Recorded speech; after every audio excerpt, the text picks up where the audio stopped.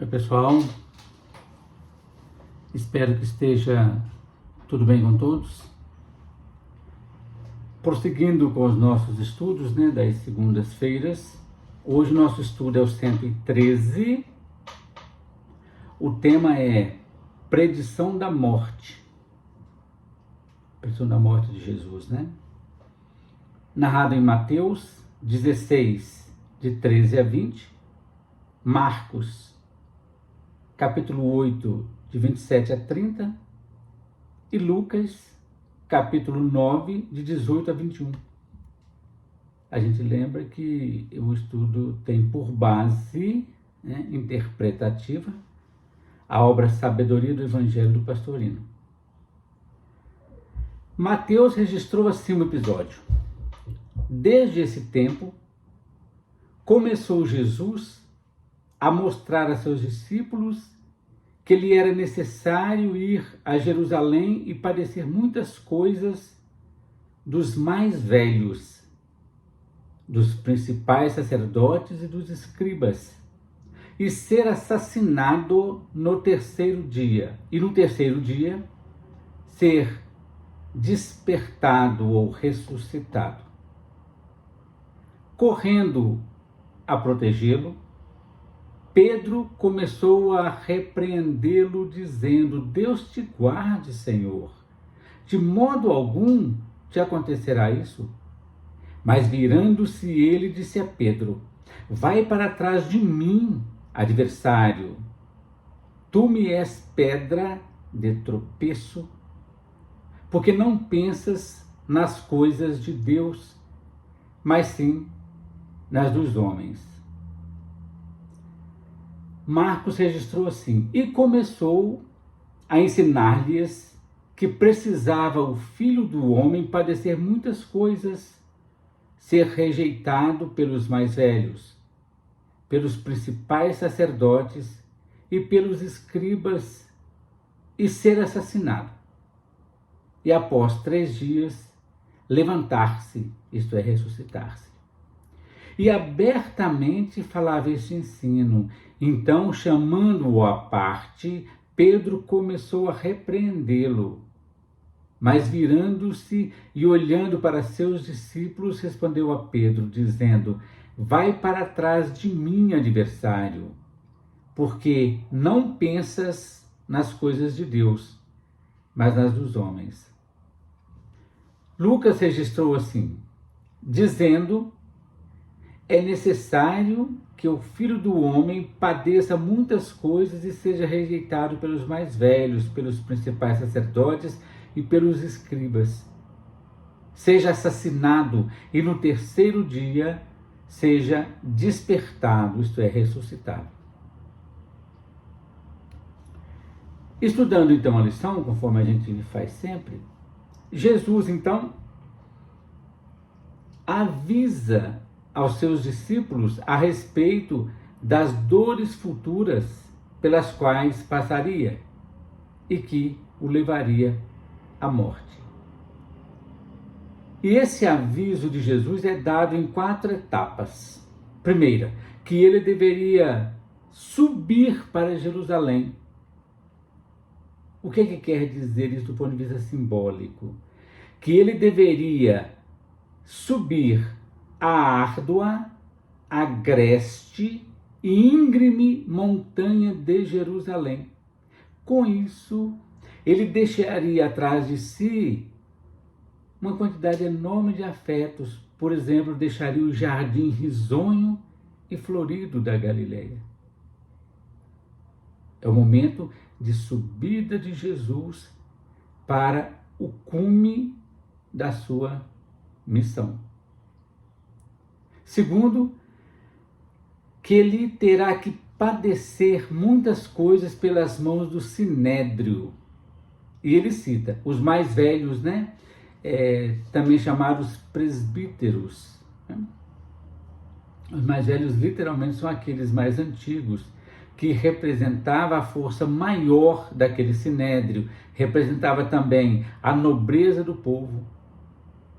E os sacerdotes mais importantes, os principais, os doutores da lei e os escribas. Ou seja, Jesus será rejeitado pelo mundo oficial da igreja israelita. Terceiro, que terminará sua missão sendo morto violentamente, mas ao terceiro dia despertará e se levantará. Então Pedro, extrovertido, que nem a gente fala, e generoso, bem fleumático, corre para proteger Jesus, dizendo: Deus te ajude, Senhor, de modo algum te acontecerá isso. O que é que a gente vê aqui? O amor humano de Pedro, que não compreende e nem aceita de modo algum que seu mestre, tão bom, tão generoso, tivesse um fim tão trágico.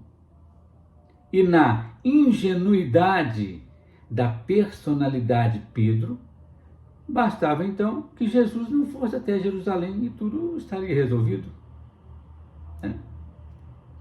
Mas o mestre, virando-se e fixando seus olhos expressivos, repreende-o em termos severos, com aquelas mesmas palavras que ele usou para repelir a terceira tentação no deserto. Jesus usou as mesmas expressões, que é: vá para trás de mim, adversário, ou em outra versão, vá de retro, Satanás, em outra versão, A palavra adversário, que é traduzida, que vem lá do grego como Satanás, que transcrita para o hebraico significa Satã, esse é o adversário que se opõe à missão que Jesus viera cumprir. É interessante notar aqui uma coisa legal. Num jogo de imagem, ao mesmo tempo, Pedro, a quem Jesus chamara, no estudo passado a gente viu, Jesus chamara de pedra sobre a qual se ergueria como igreja, diz agora ser Pedro pedra de tropeço, pois pretende fazê-lo tropeçar, dificultando-lhe a missão. Mas logo, Jesus explica com um profundo sentido didático o que é. O discípulo, o Pedro, precisa compreender as razões da repreensão. Não basta repreender uma pessoa. Precisa mostrar para ela em que ponto que ela se equivocou. E Jesus faz isso. Por quê? Não pensas nas coisas de Deus, mas nas dos homens. Isto é, olhas tudo pelo ângulo material e humano, e não pelo ângulo espiritual e divino. Esse, em suma, em resumo, esta é a lição. Agora, entendendo a lição no sentido mais profundo, que nem a gente traz sempre, a ideia do pastorino, e a gente trouxe também mais algumas coisas, só para trazer outras questões relacionadas ao Evangelho também. A lição em sentido profundo, ela é um alerta no sentido da prudência, da vigilância, que deve ter cada um de nós como personagens encarnadas. É um alerta muito interessante. Sobre a própria vigilância e a prudência, o Evangelho traz alguns versículos interessantes. Em Lucas 21:36, Jesus disse: vigiai, pois, em todo o tempo, orando para que possais escapar de todas essas coisas que hão de acontecer e estar de pé na presença do Filho do Homem. Em Mateus, capítulo 26, 41, Jesus disse: vigiai e orai, para não cairdes em tentação. O espírito com certeza está preparado, mas a carne é fraca. Então, esses versículos que a gente trouxe para ilustrar o processo da vigilância que a gente precisa ter, né? Da prudência que a gente precisa ter. Prosseguindo então, logo após Pedro reconhecer em Jesus o Cristo, o Filho do Deus vivo, essa mesma criatura, Pedro, simbolizando aqui na lição as personalidades encarnadas de todos nós, ela é alertada para os passos inevitáveis que ainda terá que dar antes de atingir as alturas da libertação definitiva da matéria. É um alerta. A gente que está na subida tem que ter muito cuidado na vigilância para a gente não despencar, né? A escalada evolutiva, como toda subida, traz em si as dores produzidas pelo próprio esforço da autotransformação. Esse é o grande esforço que cada um de nós tem que ter. É o processo de se transformar. E é um processo extremamente difícil. Jesus, em sua trajetória divina, desde o nascimento até a morte, estabeleceu um modelo de escalada que todos nós teremos que fazer a fim de permitir que nasça em cada um o Filho do Homem, isto é, a vida plena da individualidade, da essência divina em nós. Vejamos essas etapas que foram cumpridas, né, vivenciadas por Jesus. Primeiro, o nascimento. O nascimento na carne. Entrada num corpo físico, que é passagem indispensável à nossa evolução.